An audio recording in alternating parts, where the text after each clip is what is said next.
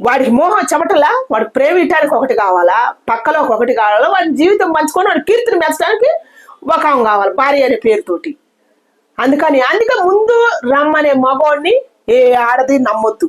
నమ్మి ఇట్లా కిరాతకురాలుగా మారొద్దు. మారి నీ జీవితం నాశనం చేసుకోవద్దు.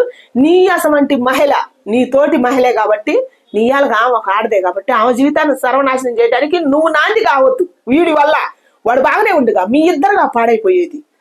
అందుకని ఆడవాళ్ళు తెలివి తెచ్చుకోవాలని నేను కోరుకుంటున్నాను. మీ జీవితాలు మీరు బాగు చేసుకోండి అమ్మ బంగారు తల్లులు. మీరు ఎందుకు పాడు చేసుకుంటారు? ఎట్టాటి ఆడవాళ్ళని చూసినప్పుడైనా మీరు ఇంకా మిగతా ఆడవాళ్ళకి ఏమన్నా ఆలోచనలు ఉంటే మార్చుకోవాలని నేను కోరుకుంటున్నా.